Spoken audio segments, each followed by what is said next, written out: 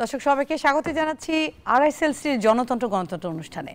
আজকে দেশে যে অবস্থা এবং গতকালকের ঘটনা এবং আজকে যে বিশেষ বিশেষ ঘটনাগুলো রয়েছে সবগুলো বিষয় নিয়ে আমরা আজকে আলোচনা করতে যাচ্ছি এবং আলোচনা করার জন্য আজকে আমাদের মাঝে উপস্থিত রয়েছেন আমাদের অত্যন্ত প্রিয়ভাজন এবং অত্যন্ত গুরুত্বপূর্ণ দুজন অতিথি। আমার সাথে রয়েছেন হাবিবুর রহমান হাবিব, বিএনপি চেয়ারপারসন উপদেষ্টা। সেই সাথে রয়েছেন রুহিন হোসেন প্রিন্স, সাধারণ সম্পাদক বাংলাদেশ কমিউনিস্ট পার্টি সিপিপি, এবং কিছু মধ্যে আমাদের সাথে যোগ দিবেন হাসান আল মাহমুদ, সিনিয়র যুগ্ম সাধারণ সম্পাদক গণ অধিকার পরিষদ। আপনাদের দুজনকে স্বাগত জানাচ্ছি আমাদের আজকের অনুষ্ঠানে। দর্শকদের জন্য যেটি বলছি যে আমরা খুবই আতঙ্কিত এবং আইনশৃঙ্খলা পরিস্থিতির যে ঘটনা এবং গতকালকের ঘটনা, কাকরাইল নয়াপল্টন যে এলাকার মধ্যে থমথমে পরিস্থিতি রয়েছে, সেই সাথে সাবেক যে ডাকসুর ভিপি এবং গণ অধিকার পরিষদের যে অত্যন্ত পরিচিত এবং সেলিব্রিটি যে রাজনীতিবিদ এবং বিশ্লেষক নুরুল হক নুরু, উনি এখন হাসপাতালে রয়েছেন। একটি চিকিৎসকের বোর্ড গঠন করা হয়েছে, এখন উনি সংক্রামুক্ত হননি এবং দফায় দফায় সেই খবরগুলো আমরা আজকে আমাদের খবরগুলোতে প্রচার করেছি। সেই সাথে আরেকটি গুরুত্বপূর্ণ যে বিষয় রয়েছে যে আগামীকালকে আমাদের মাননীয় প্রধান উপদেষ্টা ডক্টর মোহাম্মদ ইউনূস বিএনপি জামাতের সাথে সরাসরি বসছেন রাজনৈতিক বিভিন্ন পরিস্থিতি নিয়ে আলোচনা করতে। এই সবগুলো বিষয় মাথায় রেখে আমাদের আজকের আলোচনার বিষয়বস্তু আমরা নির্ধারণ করেছি রাজনীতিতে সহিংসতা। আমরা যেমনটি জানি, আমি প্রথমে হাবিবুর রহমান হাবিব আপনাকে দিয়ে শুরু করতে চাচ্ছি। গতকালকে থেকে আজকে পর্যন্ত যে ঘটনাটি খুবই আলোচনায় সেটি রয়েছে গণ অধিকার পরিষদের একজন নেতার উপর যে হামলা হলো এবং জাতীয় পার্টির সাথে গণ অধিকার পরিষদের যে দ্বন্দ্বের জায়গাটি, এইটি কোথায়, হামলাটি হলো কেন? আপনাকে ধন্যবাদ। আপনার মাধ্যমে নিউজ 24-এর দর্শক সাথে সালাম, বিজ্ঞ আলোচক রহিম হোসেন প্রিন্সকে শুভেচ্ছা। আসলে হিসাবে মেলে না তো, জি প্রথম হিসাব মেলে না যে জাতীয় পার্টি 1982 সালে 24শে মার্চ একটা নির্বাচন সংসদকে ভেঙে দিয়ে বন্দুকে যাওয়ার ক্ষমতা এসেছিল এবং 9 বছর যাচ্ছে তারপরে দেশ চালিয়েছে। কখনো আমাদের উপর ট্রাক চাপিয়ে দিয়েছে, কখনো গুলি করে হত্যা করেছে, কখনো একদিনে 10,000 লোকে গ্রেপ্তার করেছিল। অপরাধের সীমা ছিল না, দেশের অর্থনীতিকে ধ্বংস করে দিয়েছিল। সেই জাতীয় পার্টি আবার দীর্ঘদিন যাবৎ আওয়ামী লীগের সাথে আঘাত করে এই যে এইবারে একটানা 15.5 বছর, ওইবারে আপনার আরও 5 বছর মঞ্জুকে দিয়েছিল আওয়ামী লীগের যোগাযোগ মন্ত্রী হিসাবে, কিন্তু পরবর্তী সময় সেখান থেকে তার বেড়ে আসে। তো এই জাতীয় পার্টি অফিস কেন খোলা থাকবে? আওয়ামী লীগ যেহেতু দেশে নেই, আওয়ামী লীগের অফিস যেহেতু বন্ধ, আওয়ামী লীগের নেতারা যেহেতু বাইরে ঘোরে না, আওয়ামী লীগের নেতারা বাইরে সাহস না, তারা পাবে কেন সাহস? তারা দুইটা দোষে দুষ্ট। একবার 82 সাল থেকে 9 বছর, এদিকে আবার আওয়ামী লীগের সহযোগী হিসেবে তারা কাজ করছে। আওয়ামী লীগের যদি সহযোগী হিসেবে তারা না থাকতো, সহায়তা না করতো, তাহলে এত ফ্যাসিস্ট হয়ে উঠতে পারতো না আওয়ামী লীগ। এটা হলো আমার প্রথম প্রশ্ন।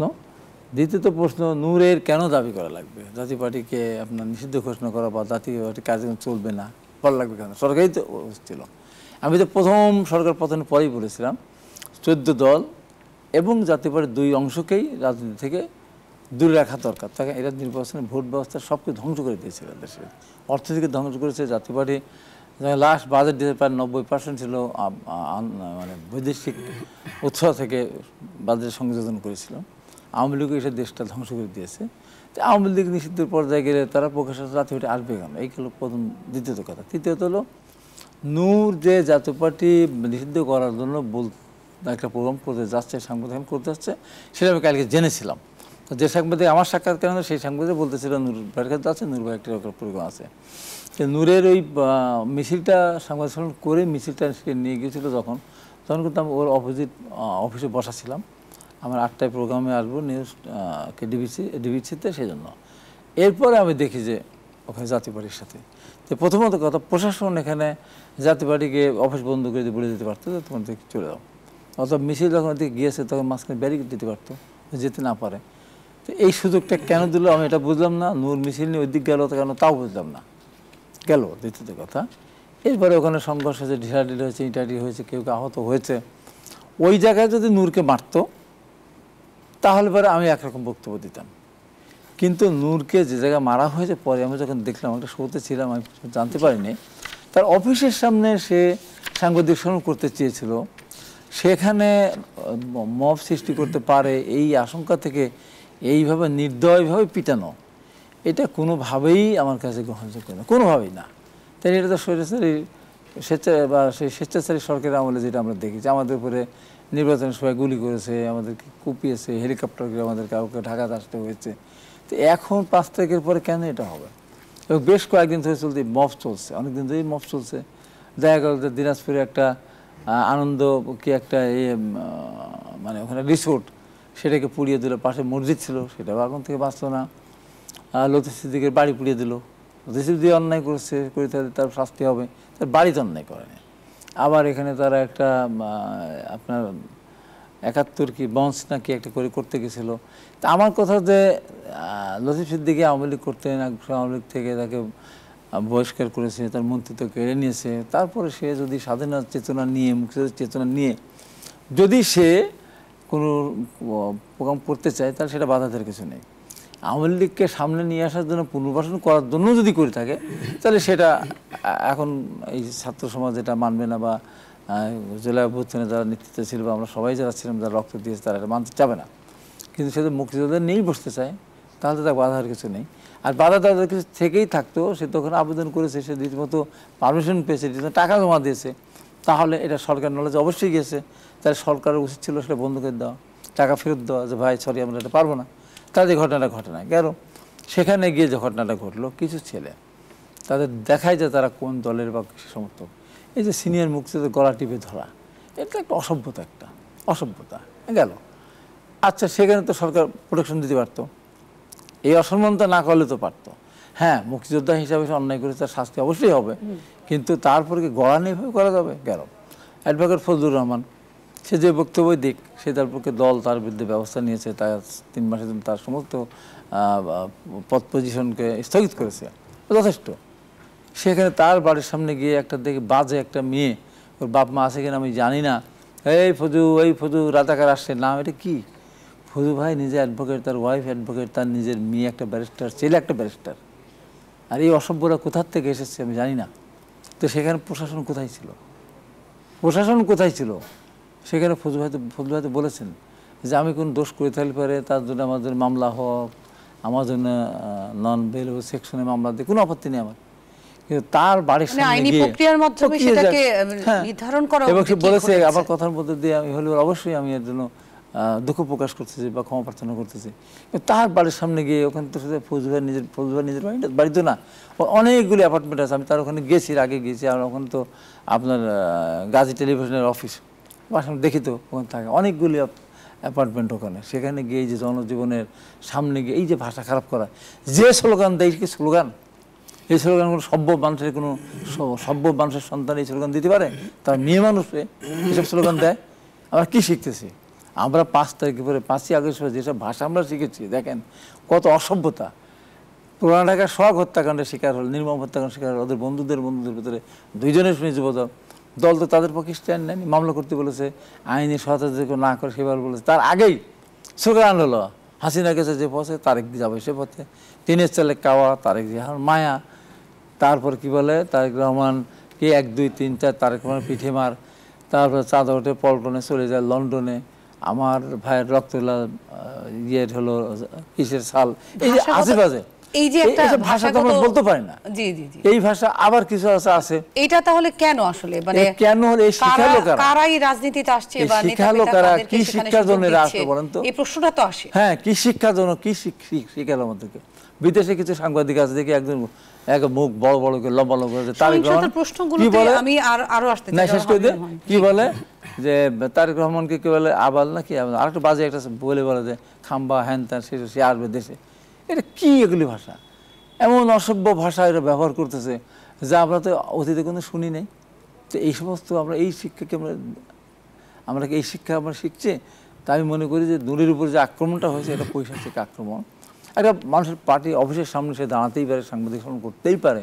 তো মারারও একটা লাঠি পিটা করে মপকে নিয়ন্ত্রণ করতে হলে তো সেটার তো একটা সিস্টেম থাকা দরকার, সেখানে নিষেধ করতে পারে। একই প্রশ্ন আমি রহিন হোসেন প্রিন্স আপনার কাছেও আসতে চাচ্ছি, সহিংসতা যেটাকে বলছি, কারণ যেভাবে হচ্ছে গণ অধিকার পরিষদের সভাপতির উপর আক্রমণটি চালানো হয়েছে, এর ভিডিও ফুটেজ সোশ্যাল মিডিয়াতেও ব্যাপকভাবে আলোড়ন হয়েছে এবং আমরা নিউজেও সেটি প্রচার করেছি।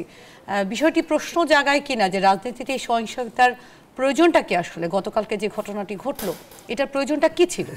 ধন্যবাদ আপনাকে, হাবিব ভাইকে ধন্যবাদ, যারা শুনছেন শুভেচ্ছা জানাচ্ছি। দেখুন, ঠিক আপনি যে টাইটেলটা করেছেন রাজনীতিতে সহিংসতা, আমি বরঞ্চ বেশি বলতে চাই যে দেশ জুড়ে সহিংসতা, এটা শুধু রাজনীতির একটা পার্ট না।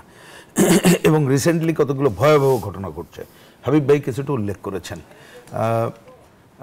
বিশেষ করে এইখানে গণ অধিকার পরিষদের নেতা নূরের উপরে যে আক্রমণটা পরিচালিত হয়েছে, এটা তো রাষ্ট্রীয় বাহিনীর সন্ত্রাস, এটা মোটেই কাম্য না। হ্যাঁ, যদি এইখানে কেউ কোনো অপরাধজনক কাজ করে থাকে বা কিছু থাকে, তা অ্যারেস্ট করতে পারে, বা আরও অনেক জায়গায় অনেক বিষয় আছে, কিন্তু যেভাবে এটা পরিচালিত হয়েছে এইটা মোটাই কেউ এটা কামনা করে নাই। এটা আমি খুব হয়তো সফট ল্যাঙ্গুয়েজে বললাম, কিন্তু যে কথাটা আমি বলতে চাই যে আজকে সারা দেশে, এখানে হাবিব ভাই অনেকগুলো বিষয় উল্লেখ করেছে, আমি ওই দিকে আর না গেলাম। এরশাদ তার স্বৈরাচার বিরোধী শাসন, এবং এইটা তো মনে করতে হয় যে 82-তে যখন ক্ষমতা এই এরশাদ সাহেব নিল এবং পরে যে জাতীয় পার্টি গড়ে তুলল, তারপরে কিন্তু পরবর্তী বছরেই 83-তে একেবারে মিছিলের উপরে ট্রাক চালিয়ে দিয়ে হত্যাকাণ্ড ঘটানো হয়েছিল। এরকম অজস্র ঘটনা একেবারে ওনারা তো তার একেবারে মিছিলের মধ্যে, যাই হোক, পরিস্থিতি আসে যে মব আন্দোলন যদি হয় তাহলে না, আমি শেষ করি, আমার কথাটা বলি। কাঁদানো গ্যাস ছুড়ে, তারপর গ্রেনেড ছুড়ে, হামলা দিয়ে যে থামানোর চেষ্টা, না ওটা আসি পরে। যে কথাটা আমি বলছিলাম সহিংসতার জায়গায় আসি, তো এখন সেইটা তো একটা জাতীয় পার্টি, তার যে অপরাধ সেটা তো অন্য আলোচনা, কিন্তু টাইম অ্যান্ড স্পেস কখন আমরা আলোচনা 1 বছর পরে, সেটা আমি রাজনৈতিকভাবে যা আলোচনা করার আর যদি প্রশাসনিকভাবে করার থাকে করব, কিন্তু একটা রাষ্ট্রীয় বাহিনী তো কখনো এই ধরনের ঘটনা ঘটাতে পারে না, যেটা নূরের উপরে ঘটনা হলো। এটা হচ্ছে 1 নম্বর ব্যাপার। 2 নম্বর হচ্ছে যে বাহিনী ওইখানে এত বীরত্বের পরিচয় দিল, উনি বললেন রিপোর্টার্স ইউনিটিতে এবং অন্য জায়গায় তারা কি পরিচয় দিচ্ছে। তো এখন বিষয়টা কি এই, যেটা আমরা অনেকদিন ধরে বলছি, যে এইবারের যে গণ অভ্যুত্থান সংগঠিত করলাম, গণ অভ্যুত্থানের মধ্য দিয়ে আমাদের গণতন্ত্রের পথে হাঁটার যে সুযোগটা তৈরি হয়েছিল, আমি কিন্তু বলছি হাঁটার সুযোগ তৈরি হয়েছিল, এবং আরও অনেক পথ আমাদেরকে পাড়ি দিতে হবে। এই জায়গায় নানা ধরনের অপশক্তি সক্রিয়, তারা নির্বাচনকে হতেই দিতে চায় না, বাধাগ্রস্ত করতে চায়। বিদেশি আধিপত্যবাদী সাম্রাজ্যবাদী শক্তি তারা চায় যে একটা দুর্বল সরকার থাকুক, অনির্বাচিত সরকার হলে সেটা তাদের জন্য হয়তো আরও ভালো, এবং এইটাকে যদি দীর্ঘমেয়াদী করতে পারে, তার অনেকগুলো এজেন্ডা আছে, সে বাস্তবায়ন করতে পারবে। আরেকটা বিষয় মনে রাখা দরকার, আমি রাজনৈতিক কথাটা বলছি, যে দেখুন যে এটা কিন্তু অনেক আগেই আমাদের দেশে অনেকের একটা আইডিয়াটা ছিল, এখনও সেটা কিন্তু বাতিল হয়ে যায়নি, এটা বিরাজনীতিকরণের ধারা, একটা এই রাজনৈতিক দলগুলোকে মাইনাস করে নতুন কিছু করার ধারা। তার কিছুটা আমি যদি টাচ বলি, আপনি দেখবেন বিশ্ববিদ্যালয়গুলোতে কি হচ্ছে, দেখবেন এই যে আপনি ভাষার কথা কিছুটা বললেন, এতে উচ্চারণই করা যায় না, এই জায়গাগুলো ঘটছে। তার মানে এই যে পুরো বিষয়টাই, পুরো আমরা রাজনীতির অঙ্গনে গণ অভ্যুত্থানের পরে যে গণতন্ত্রের পথে হাঁটার যে কাজটা করতে চাই, আমার কাছে মনে হচ্ছে সেইটা নানাভাবে, কেউ হয়তো ইচ্ছাকৃত অনিচ্ছাকৃত হইতে পারে, কিন্তু যে ফাঁদটা একটা অপশক্তিরা পেতে রাখছে, আমরা সেই ফাঁদের মধ্যে পা দিয়ে কেউ যাচ্ছে কিনা সেইটা আমাদের বোধহয় একটু সবাইকে মিলে রিভিজিট করতে হবে। বিশেষ করে সরকারকে, দায়িত্ব সরকারকেই নিতে হবে, আপনি যাই বলেন না কারণ এই দায়িত্ব আমরা নিতে পারবো না, বা আপনি সাধারণ মানুষ আপনি নিতে পারবেন না, সাধারণ মানুষও নেবে না। বরঞ্চ সাধারণ মানুষ এই সব ঘটনার মধ্য দিয়ে যে উদ্বেগ এবং উৎকণ্ঠার মধ্যে আছে, তাতে করে কি হচ্ছে জানেন, এই যে আমরা স্বৈরাচার বলি, ফ্যাসিবাদ বলি, অমুক বলি, তমুক বলি, কিন্তু দেখা যায় ওইটার উপরে মানুষের যেন একটা দেখবেন যে অটো সফট কর্নার চলে আসবে, এবং গণ অভ্যুত্থান এবং নানা কাজকে কিন্তু প্রশ্নবিদ্ধ করা সহ অন্যান্য ঘটনাগুলো ঘটবে, যা প্রকৃতপক্ষে আমাদের এই যে গণতন্ত্রের পথে চলা যেটা, সেটাকেই বাধাগ্রস্ত করছে। সুতরাং এই জায়গায় আমি মনে করি, আমি খুবই, এই যে আপনি বললেন, কারণ আমিও ঢাকার বাইরে ছিলাম, সরাসরি সেখান থেকে আপনার এই প্রোগ্রামে আসলাম, কিন্তু আমিও দেখলাম যে সরকার 3টা দলের সাথে কথা বলবে। হ্যাঁ, তিনি বলতেই পারেন, কিন্তু ওয়াই 3টা দল কেন আমি জানি না। বিএনপি, জামাত আর এনসিপি, আমি তো জানি না কোন ক্যাটাগরিতে এগুলো করলেন, কোন ক্যাটাগরিতে। আমার কথা যে বসুক করি না বসুক সেটা নিয়ে আমার কোনো এজেন্ডা নাই, আমরা দেখতে চাই কার্যক্রম, দায়িত্বশীল কার্যক্রম। কোনটা করলেন? সরকারের বিবৃতি একরকম, আন্তঃসংযোগ বিভাগের বিবৃতি একরকম, আজকে আবার সারা দেশে নানা ধরনের মবের ঘটনা আরেক রকম। এই সামগ্রিক ঘটনা একটা হযবরল হয়ে গেছে। আপনি যেটা বলেন ঠিকই, যে রাজনীতিতে সহিংসতা, সেই সাথে দেশ জুড়েও বিগত কয়েক মাস ধরেই একটা পর একটা ঘটনা। আমরা এই বিষয়গুলোতে আসবে, একটা বিরতি সময় হয়েছে, বিরতি নিয়ে নিচ্ছি। দর্শক আপনারা দেখছেন RICL স্টিল জনতন্ত্র গণতন্ত্র। একটা বিরতির সময় হয়েছে, বিরতি পর ফিরছি।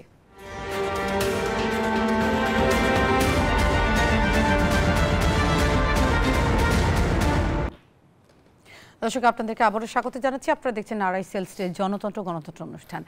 ইতোমধ্যে আমাদের সাথে যুক্ত হয়েছেন হাসান আল মাহমুদ, সিনিয়র যুগ্ম সাধারণ সম্পাদক, গণ অধিকার পরিষদ। আপনাকে স্বাগত জানাচ্ছি এবং এই পর্যায়ে আপনাকে দিয়ে শুরু করতে চাচ্ছি। আমরা অত্যন্ত বিস্মিত এবং এই ঘটনা, রাজনীতিতে যে সহিংসতা, এটি সমস্ত রাজনৈতিক দল সহ সারা দেশের মানুষকেই ভাবাচ্ছে। গতকালকে যে ঘটনাটি ঘটলো, সেক্ষেত্রে যে ভিডিওটি ভাইরাল হয়েছে সেখানে দেখা গেছে লাল শার্ট পরিহিত একটি ব্যক্তি এবং আপনাদেরই আরেকজন সহ সম্পাদক উনি রাশেদ খান, উনি বলেছেন যে আইনশৃঙ্খলা বাহিনীর এই সদস্য ছিলেন তিনি, এবং সেখান থেকে কেন শান্তিপূর্ণ যদি সমাবেশ করা হয়, এই যে অতর্কিত হামলা নাকি পূর্ব পরিকল্পিত হামলা, আপনি সেখান থেকে কি দেখছেন? জি, ধন্যবাদ আপনাকে, সহ আলোচক যারা আছেন, আমার সিনিয়র নেতৃবৃন্দ, ওনাদেরকেও ধন্যবাদ। আমি যদি শুরু থেকে যাই, যে আসলে দীর্ঘদিন যাবৎ আমরা আসলে এই গণ অভ্যুত্থানের পর থেকেই আওয়ামী লীগের নিষিদ্ধ এবং 14 দল জাতীয় পার্টি, এরা আসলে আমরা তো দেখেছি দীর্ঘদিন 2014 সালের নির্বাচন, 18 সালের নির্বাচন, 24-এর নির্বাচন এবং যতগুলা গুম খুন যাই হয়েছে, এবং শেখ হাসিনা যে স্বৈরাচার হয়েছে, এখানে মূল ভূমিকাটা ক্রিয়ানক হিসেবে কাজ করেছে জাতীয় পার্টি। তো আমরা কিন্তু শুরুতেই, আমরা এই 24-এর গণ অভ্যুত্থানের পরে কিন্তু আমরা দাবি করেছি যে আওয়ামী লীগের পাশাপাশি তাকে যারা শেল্টার দিয়েছে, তাকে যারা স্বৈরাচার বানিয়েছে, তাদের রাজনীতিও নিষিদ্ধ করতে হবে। এই দাবিটা কিন্তু গতকালকের না, এটা আমাদের দীর্ঘদিন যাবত। এবং গত 4 মাস আগে নির্বাচন কমিশন বরাবর আমরা একটা লিখিত আবেদনও দিয়েছি, সেখানে সুস্পষ্টভাবে উল্লেখ করেছি এই কারণে জাতীয় পার্টির রাজনীতি নিষিদ্ধ করতে হবে। তো গতকালকে আমাদের একটা প্রোগ্রাম ছিল, সেই প্রোগ্রামে আমরা আমাদের যে পার্টি অফিসের সামনে আমরা একটা বিক্ষোভ সমাবেশ করি। সেখানে আমরা বক্তব্য দিয়ে তারপর আমরা একটা বিক্ষোভ মিছিল করে পল্টন ঘুরে কাকরাইল মোড় দিয়ে আমরা চলে আসবো আমাদের পার্টি অফিস। কিন্তু এটা ফরচুনেটলি বলবো না আনফরচুনেটলি বলবো, সেটি আসলে বুঝতে পারছি না। আমি, নূর, রাশেদ বা আমরা যারা আছি সামনের সারিতে যারা ছিলাম, আমরা মিছিলটা নিয়ে জাতীয় পার্টির অফিসটা ক্রস করে আমরা সামনের দিকে চলে গেলাম, অনেকটা কাকরাইল মোড় পর্যন্ত। কিন্তু হঠাৎ করে পিছন থেকে এই জাতীয় পার্টির নেতাকর্মীরা তাদের পার্টি অফিসের সামনে অবস্থান করছে। এটা কোথায়? কাকরাইলে। এটা তো আমরা দেখে যাচ্ছি যে ওরা এখানে আছে, তাই আমরা আমাদের নেতাকর্মীদেরকে বলছি যে তোমরা শান্তভাবে চলে আসো, কোনো বার্গেনিং করার দরকার নেই। আমাদের দাবি যেটা বর্তমান ইন্টারিম গভর্নমেন্টের কাছে, আমরা আমাদের দাবি উপস্থাপন করব, আর কোনো ইয়া নেই। তারপর যে কাজটা হলো, এই জাতীয় পার্টির লোকজন তাদের পার্টি অফিস থেকে ওইখান থেকে বের হয়ে, এখানে কিন্তু পুলিশ ছিল না প্রথমে, বের হয়ে আমাদের নেতাকর্মীদের উপর পিছন দিয়ে অ্যাটাক করছে। এই যে ঘটনার সূত্রপাত। তাহলে তখন আমরা দাঁড়িয়ে গেলাম, তখন নেতাকর্মীরা আবার এদিকে আসলো, তখন আমি নিজে আসলাম, ঘটনাস্থলে আসলাম, নিজে আসলাম, নূরকেও আনলাম, রাশেদও আসলো। আইসা আমরা বললাম যে এখানে কোনো বার্গেনিং এর প্রয়োজন নাই, আমরা আমাদের দাবি যেটা, আমরা বিক্ষোভ মিছিল করছি, আমরা আমাদেরটা করে যাই, গভর্নমেন্ট কি সিদ্ধান্ত নেবে সেটা পরের বিষয়। এখান থেকে আমাদের নেতাকর্মীদের উপর হামলা হলো, অনেকেই আহত হলো প্রথম স্টেপে, এবং রাশেদ অনেককে নিয়ে ঢাকা মেডিকেলে গিয়ে তখন ভর্তি হলো। রাশেদ নিজে প্রথমবারে সেখানে অ্যাটাকের শিকার হলো। এই ঘটনা পরবর্তী সময়ে পুলিশ এখানে সেনাবাহিনীর গাড়ি এসে জাতীয় পার্টি আমাদের উপর কিন্তু অ্যাটাক করেছে, সেই জাতীয় পার্টিকে তারা সেখানে শেল্টার দিচ্ছে এবং আমাদের নেতাকর্মীদের উপর টর্চার চালাচ্ছে। এইভাবে যাওয়ার পর এই সার্বিক পরিস্থিতি নিয়ে আমরা 7:30 8টার দিকে আমাদের কেন্দ্রীয় যে পার্টি অফিস গণ অধিকার পরিষদের আলরাজি কমপ্লেক্সের নিচে, আপনারা আবার পার্টি অফিসে কখন আসলেন? আমরা চলে আসছি এখান থেকে। হ্যাঁ, চলে আসলে আমরা সংবাদ সম্মেলন ডেকেছি যে এখানে আসলে আমাদের উপর কেন অ্যাটাক হলো। আমি দাবি করতেই পারি যেহেতু তারা স্বৈরাচারে দোষর ছিল, তাদের রাজনীতি নিষিদ্ধের। তারপর এখানে কি আসলো, পুলিশ এবং সেনাবাহিনীর একটা যৌথ টিম, বিশাল বড় টিম, তারা এসে অতর্কিতভাবে হামলা চালায় এবং নুরুল হক নূর পুলিশ প্রশাসনকেও এবং আমাদের সেনাবাহিনীকে এবং আমাদের নেতাকর্মীদেরকেও নিবৃত্ত করার চেষ্টা করেছেন, বলেছেন যে আচ্ছা কি হয়েছে না হয়েছে আমি আছি শুনি। কিন্তু আপনারা ভিডিওতে স্পষ্টভাবে দেখেছেন যে পরিকল্পিতভাবে নুরুল হক নূর কোনো আননোন ফেস না, বাংলাদেশে গণ অধিকার পরিষদের আমরা কোনো আননোন ফেস না, আমরা দীর্ঘদিন যাবত আন্দোলন সংগ্রামের ইতিহাস আমাদের, নূর আননোন ফেস না। তাহলে এটা পরিকল্পনা ব্যতীত কোনোভাবেই নূরের উপর এই ধরনের অ্যাটাক হতে পারে না, এটা পরিকল্পিতভাবে। এবং আমি আজকে নূরের সাথে আমি কথা বলেছি যে আসলে সেই সেনাবাহিনী কেন এইরকম ভাবে অ্যাটাক করলো। নূর আমাকে যে কথাটি বলেছেন সেটি হচ্ছে যে সেনা প্রধানের যে পার্সোনাল অফিসার শামস, সে এই সংবাদ সম্মেলনের আগে নূরকে ফোন করে এবং সেখানে নূরকে এক প্রকার হুমকি দেয় যে জাতীয় পার্টির নিষিদ্ধের দাবিতে তুমি খুব বেশি বাড়াবাড়ি করো না। এটা সেনাবাহিনীর উপর থেকে হাইকমান্ড থেকে নির্দেশনা। তার মানে একদম বিষয়টা পরিষ্কার যে সেনাবাহিনী এখানে পরিকল্পিতভাবে, যেহেতু আমরা তার কথা শুনি নাই, আমাদের সভাপতি যেহেতু শুনে নাই তার কথা। আপনি নিশ্চিত কিভাবে হলেন যে সেনাবাহিনীর এটা হুমকি? না, সেনাবাহিনীর হুমকি, যে ব্যক্তি নূরকে ফোন করেছেন, নূর আমাকে যেটি বলেছেন, শামস উনি হচ্ছে সেনা প্রধানের পার্সোনাল অফিসার। তার মানে এটা সেনাবাহিনীর পক্ষ থেকে যেহেতু ফোন দিয়ে আসছেন এবং উনি সেনা কর্মকর্তা, এটা তো ব্যক্তিগত হুমকিও হতে পারতেন বা রাজনৈতিক আরো কোনো ষড়যন্ত্র রয়েছে কিনা সেটা কি আপনারা একটি রাজনৈতিক দলের জন্য আসলে আসে না। আপনি যে দায়িত্বে আছেন, আপনার জায়গা থেকে কাউকে একটা কমান্ড করতে পারবেন না। আপনার হাউস যেটা বলবে সেই কমান্ড আপনি করতে পারবেন, কিন্তু ব্যক্তিগতভাবে আপনি একটা পার্টি নিষিদ্ধের ব্যাপারে আপনি এখানে মন্তব্য করতে পারবেন না। এখানে সুস্পষ্টভাবে বোঝা যাচ্ছে সেনাবাহিনী এই জাতীয় পার্টিকে শেল্টার দিচ্ছে। আপনার কথার অনেকগুলো প্রশ্ন আমার উদ্বেগ হয়েছে, সেই বিষয়গুলো আলোচনা করতে জনাব রুহিন হোসেন প্রিন্স আপনার কাছে আমি এবারে আসতে চাচ্ছি। উনি যেভাবে বললেন যে রাজনৈতিক হামলা তো হতেই পারে না, কারণ হচ্ছে আমরা জানি যে এখন যে নতুন বাংলাদেশে জাতীয় ঐক্যমত্য কমিশনের দফায় দফায় সভা হয়েছে এবং বিভিন্ন জায়গায় সমাবেশের যে প্রক্রিয়া সেটি কিন্তু চলমান রয়েছে। এই মুহূর্তে আমরা যেখানে নির্বাচনকে সামনে রেখে ইসি রোডম্যাপ দিয়ে দিয়েছে এবং নির্বাচন নিয়ে সবাই দল গঠন বা গোছানোতে ব্যস্ত, এই যে যেটা গণ অধিকার পরিষদের দাবি যে এটি অতর্কিত নয়, পরিকল্পিতভাবে হামলা, আপনি এই বিষয়টা কিভাবে দেখছেন? না, আমরা আগে দুইজনই কিন্তু হাবিব ভাই এবং আমি বললাম যে যতটুকু আমরা পত্রপত্রিকায় বা টেলিভিশনে দেখেছি তাতে ওই জায়গায় হামলা এটা কোনোভাবেই গ্রহণযোগ্য না, নাম্বার ওয়ান। নাম্বার টু হচ্ছে নূরের উপরে যেভাবে হামলা করা হয়েছে এটাকে তো আমরা বলেছি এটা রাষ্ট্রীয় বাহিনীর এটা সন্ত্রাসমূলক কর্মকাণ্ড, যা মোটেই আকাঙ্ক্ষিত। নাম্বার থ্রি, আমরা বলেছি যে এইটা একটা ভিন্ন উদ্দেশ্য ছাড়া এই ধরনের ঘটনা ঘটতে পারে না, এটা আমরা আগে পরিষ্কার বলেছি, আমি সেই কথাটাই আবার রিপিট করলাম। কিন্তু এইখানে আরেকটা গুরুত্বপূর্ণ তথ্য যেটা পেলাম, উনি যেটা বললেন যে এই নূরের উদ্ধৃতি দিয়ে, তা সেটাকে আমি আর একটা অন্যতম গুরুত্বপূর্ণ হিসাবে নিতে চাই এই কারণে যে দেখেন আমাদের সেনাবাহিনী তারা এইবার বিশেষ করে গণ অভ্যুত্থানের শেষ দিকে এসে তারা রক্তপাত চায়নি, সেটা একটা পজিটিভ ঘটনা হিসাবে আমরা নিয়েছি এবং তাদের অনেক ভূমিকা আমাদের কাছে পজিটিভ। কারণ এতদিন এই যে মাঠে আছে এবং সেনাপ্রধান বলছে যে এটা আমরা থাকতে চাই না, আমরা একটা নির্বাচন করে দিয়ে যেতে চাই, কারণ সাধারণত সেনাবাহিনী সম্পর্কে আমাদের যে ধারণা তার থেকে এটাকে পজিটিভ হিসাবে আমরা নিতে চাই। কিন্তু মনে রাখতে হবে আমরা কখনো চাই না যে রাজনীতিতে তারা জড়াক, সেনাপ্রধান যেটা বলেছে, যার জন্য তাকে কিন্তু আমরা ধন্যবাদও নানা সময় জানিয়েছি এবং অনেক দিক থেকে কটু কথা হইলেও তারা যে সহনশীলতার সাথে নিয়েছে সেটা বলতে চাই। কিন্তু যে তথ্যটা বলল, আমরা আশা করব যে এইখানে সেনাবাহিনী, আমরা জানি পুলিশ অন্যদের এখনও ট্রমাটাইজড করতে পারে নাই, ঠিকমতো আসতে পারেনি, কিন্তু আর একটু ধৈর্য ধরেই তাদেরকে আগাতে হবে, কারণ আমাদের তো কি বলে নির্বাচনী পথে যাত্রা করছি।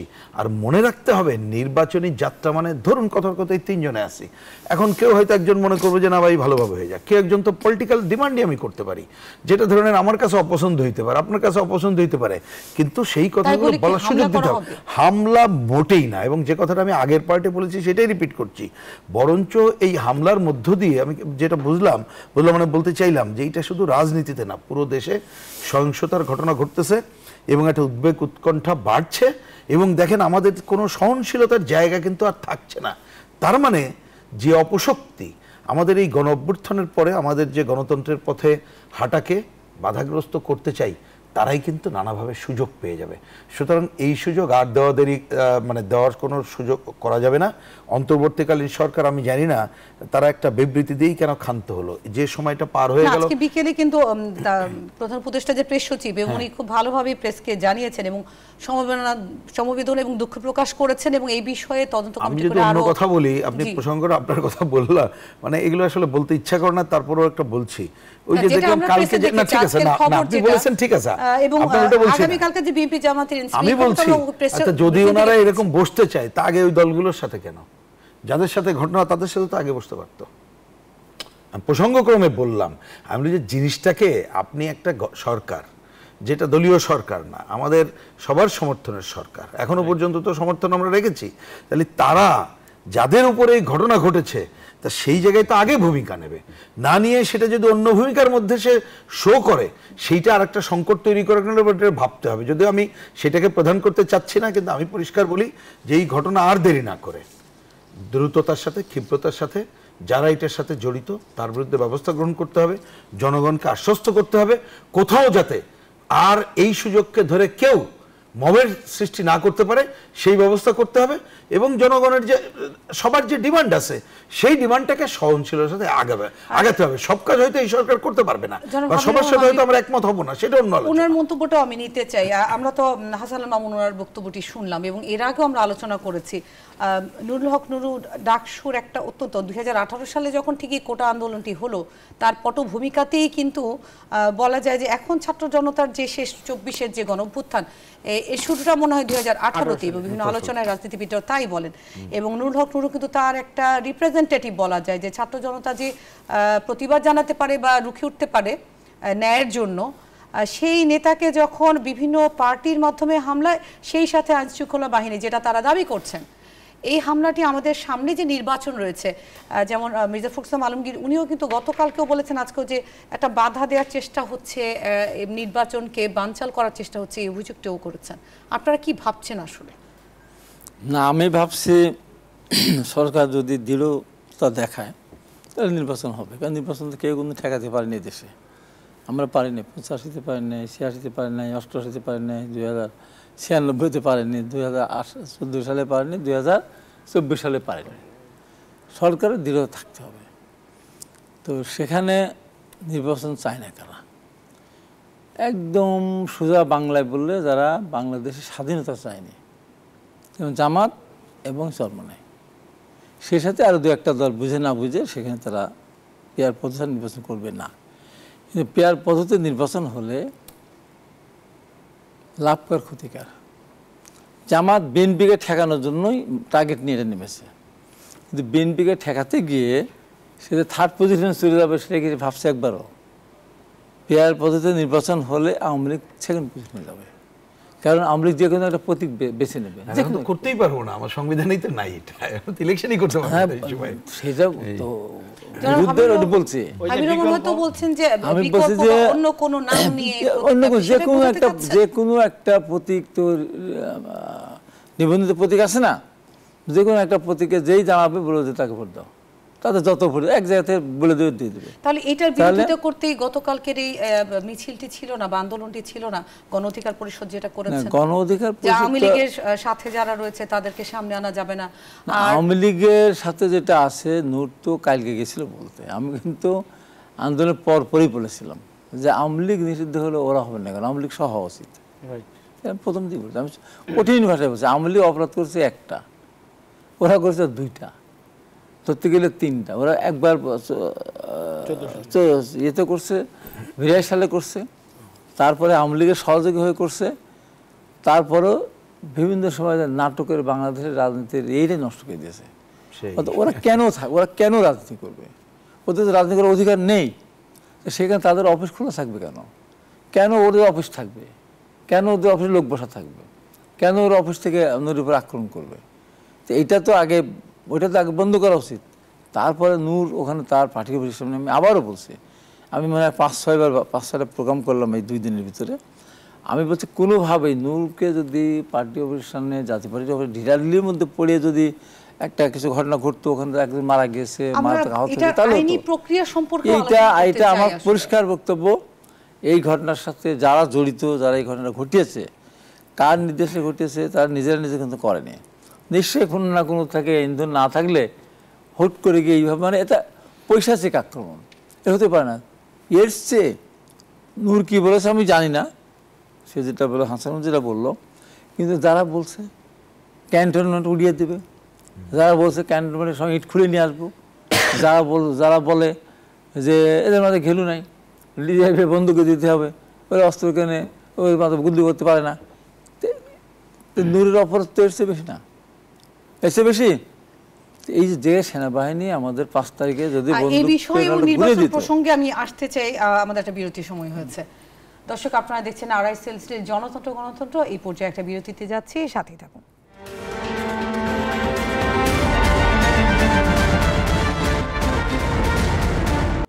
দর্শক বিরতির পর আপনাদেরকে আবারও স্বাগত জানাচ্ছি। আপনারা দেখছেন আরআইসিএল স্টিল জনতন্ত্র গণতন্ত্র। আমরা সরাসরি আলোচনায় চলে যাচ্ছি। এই পর্যায়ে জনাব হাসান আল মামুন আপনাকে দিয়ে আবারও শুরু করতে চাচ্ছি। কতগুলো প্রশ্ন মাথায় নিয়ে বিরতিতে গিয়েছিলাম। প্রশ্নটি হচ্ছে, আমরা যখন জানি যে গত 2 দিন ধরে এই বিষয়টি আলোচনায় আসছে, জাতীয় পার্টিকে নিষিদ্ধ করার জন্য আপনারা আন্দোলন করেছেন, প্রথমে লিখিতভাবে দিয়েছেন, এর আইনি প্রক্রিয়াকে আপনারা আসলে অনুসরণ কেন করলেন না? আপনারা সভা সমাবেশ করে বা এই যে আন্দোলনটি বেগবান করতে হবে, এখনই করতে হবে, এই মুভমেন্টটা কেন?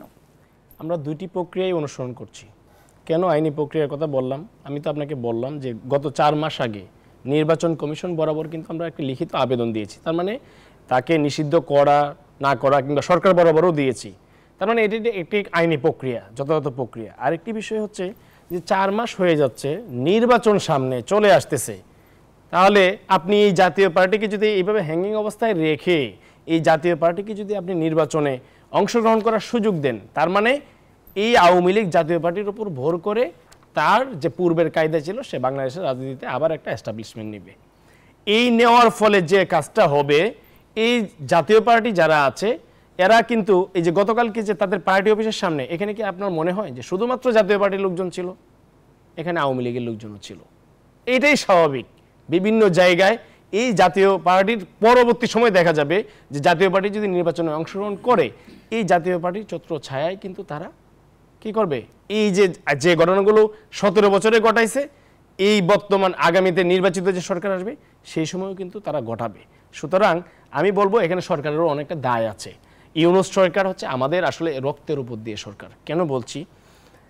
বাইরে আছেন এখানে প্রত্যেকটা মানুষ বা বিএনপি, জামাত, গণ অধিকার পরিষদ, এটা পুরোটাই একটা 17 বছরের একটা দীর্ঘ সংগ্রামের ফলেই কিন্তু এই ইউনূস সরকার। তার চেয়ে বড় যে কথাটি সেটি হচ্ছে আপনার এটার মোমেন্টাম চিন্তা করতে হবে। 2018 সালের কোটা সংস্কার আন্দোলন হয়েছিল বিদায়ী এই 24-এর গণ অভ্যুত্থান হয়েছে। আমি এই পুরো 18 সালের কোটা আন্দোলন আমি কিন্তু কনভেনার, অন্যান্য যারা ছিল নূর, রাশেদ সহ সবাই কিন্তু জয়েন্ট কনভেনার। এই পুরো মুভমেন্টটা নেতৃত্ব দিয়ে আমরা কিন্তু সরকারি চাকরিতে এই যে স্বাধীনতার পরে এই 53 বছর পর্যন্ত যে কোটা ব্যবস্থা ছিল সরকারি চাকরিতে, পুরোটা কিন্তু আমরা বাতিল করছি। তারপরে কি হলো, 40, 41, 42, 43 শুরু হইলো, একদম নন কোটায় সবাই চাকরি পাচ্ছে। তো এই যে মুভমেন্টটা হলো, এর পরবর্তী সময়ে আমি, নূর, রাশেদ সহ আরও যারা ছিল, আমরা প্রত্যেকটা ছেলে, আমার পাঞ্জাবিটা খুলেন এখনো স্পট আছে, একদম স্পষ্ট স্পট। তার মানে কি, ছাত্রলীগের 15 থেকে 20 বার হামলা শিকার হয়েছে প্রত্যেকেই আমরা, 14-15টা মামলার আসামি। এই যে প্রেক্ষাপটটা, আজকে আসিফ, নাহিদ যারা আছে, আক্তার সহ, এরা কিন্তু আমাদের সহযোদ্ধা। এরা মানে সরাসরি রাজনীতিতে অনেক ক্ষেত্রে অনেকেই আসছে যে আমাদের সাইনে তারা প্রথম রাজনীতিতে ইন করেছে, অনেকেই আছে। এই যে মুভমেন্টটা তৈরি হইলো এবং 24 সালে এসে কি করলো, যখন হাইকোর্টে বললো যে আবার সেই কোটা সরকারি চাকরিতে ফিরিয়ে দিল, শিক্ষার্থীরা নামলো, আমরাও নামলাম, সকল রাজনৈতিক দলেই কি করলো, নামলো, গণঅভ্যুত্থান হলো। আমার হাতে সময় কম আছে, আমি সবার কথাগুলো নিতে চাচ্ছি। আমার স্পষ্ট প্রশ্ন হচ্ছে, এখন তো একটা হামলার শিকার হয়েছে এবং এটার জন্য আমরা সবাই আসলে দুঃখিত।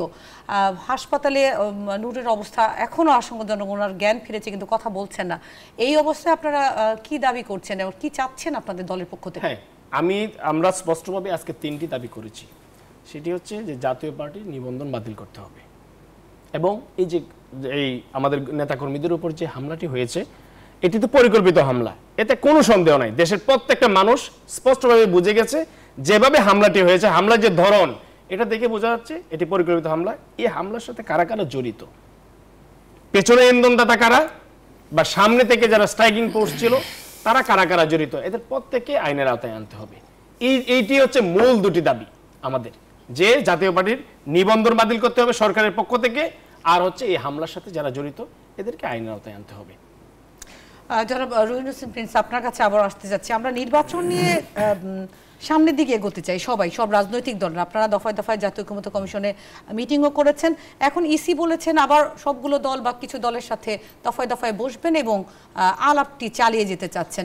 ইসির পরিকল্পনা সম্পর্কে নিয়মিত আমরা ব্রিফিং পাচ্ছি। আজকে যে কথাটি যে সংবাদ সম্মেলনে প্রেস সচিব বলেছেন যে আগামীকালকে রবিবার বিএনপি, জামাত এবং এনসিপির সঙ্গে প্রধান উপদেষ্টার বৈঠক, আপনি এর আগের পার্টিও বলেছিলেন যে এই বৈঠকের মাধ্যমে আসলে আমরা কি আশা করছি, এবং যেখানে হচ্ছে প্রধান উপদেষ্টা বলেছেন এবং প্রেস সচিবের মাধ্যমে বলেছেন যে ফেব্রুয়ারির মধ্যে অবশ্যই নির্বাচন হচ্ছে, এতে কোনো সন্দেহ নাই, এবং নির্বাচনের পরিবেশ এখনও বজায় রয়েছে।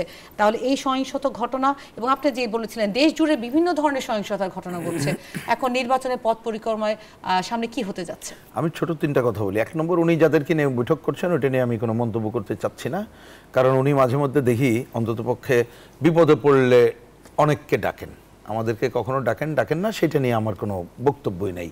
কিন্তু মূল কথা হচ্ছে যে দাবিগুলো এখানে আছে, আমরা আগে বলেছি, বিশেষ করে এত বড় যে ঘটনাটা এইটার সাথে জড়িত এবং নেপথ্যের কারাকে ছিলেন এটাকে খুঁজে বের করে বিচারের জায়গায় যেতে হবে, আর নিশ্চিত করতে হবে এই ধরনের ঘটনা আর ঘটবে না। একই সাথে আপনি এটা মনে রাখবেন যে অন্যান্য ঘটনাও কিন্তু অনেককে সুযোগ করে দেয়, যাতে মব সহ কোনো সহিংসতা যাতে না ঘটে। সরকারকে জিরো টলারেন্সের জায়গায় যেতে হবে, নির্মোহ জায়গায় থেকে এইটা কাজ করতে হবে। আর নির্বাচন কমিশনের ব্যাপারটা পরিষ্কার করে বলে, এখন কিন্তু নির্বাচনের বলটা প্রধানত নির্বাচন কমিশনের কোর্টে। সুতরাং ওই যে ওনারা যে বৈঠক করতে চেয়েছে ওইটাকে আমি পজিটিভ ধরতে চাই। ওটা আরপিও সংশোধনীর আলোচনা আছে, এবং ওনারা যে রোডম্যাপ ঘোষণা করেছে সেটা দিয়ে আগায় যাবে আমি প্রত্যাশা করব। এবং আশা করব সরকারকে মনে রাখতে হবে, যেটা আমরা বারবার বলছি, যে আগে অনেকগুলো কাজ করতে হবে, সে কোর্স আমরা কমপ্লিট করি সবাই মিলে, তাতে কোনো অসুবিধা নাই।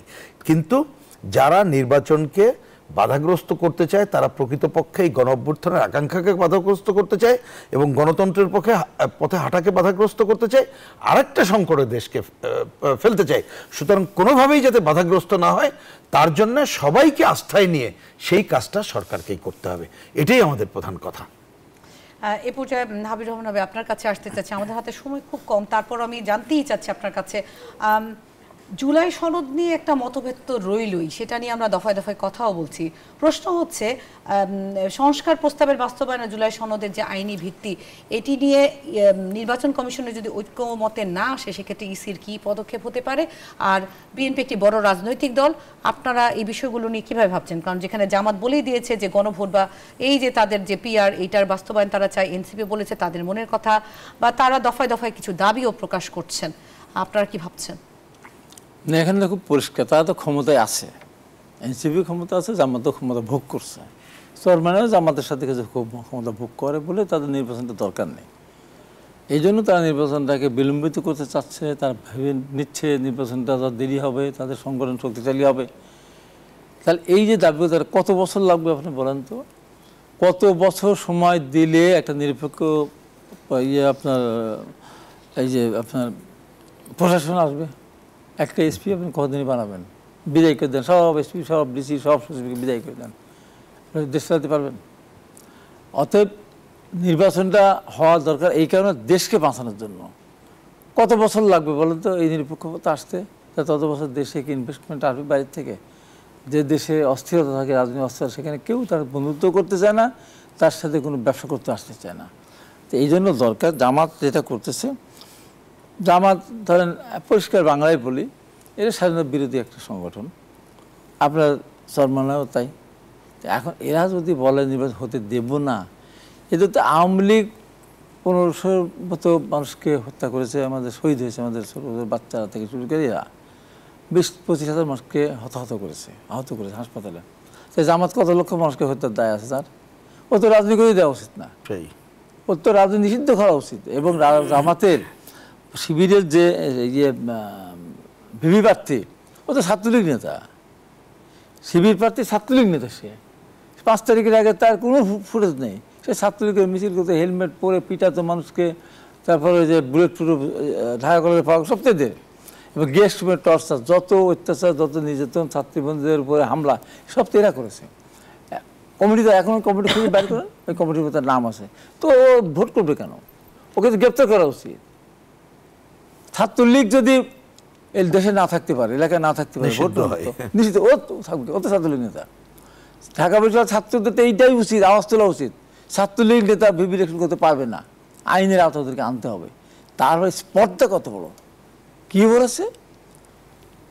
ফ্যাসিস্ট খুনি জিয়া, চাঁদাবাজ খুনি তারেক, আর এতিমের টাকা আত্মসাৎকারী বেগম খালেদা জিয়া, তার দল সমর্থিত ছাত্র দল, এইবারে সে বক্তব্য দিয়েছে। বলতে পারে এটা? এত বড় স্পর্ধা পায় কোথায়? আমি তো বলবো ওর নির্বাচন কেন, ওকে গ্রেপ্তার করা উচিত। আর জামাত যদি যত বেশি বাড়াবাড়ি করবে দিন কিন্তু তত ফুরিয়ে যাবে।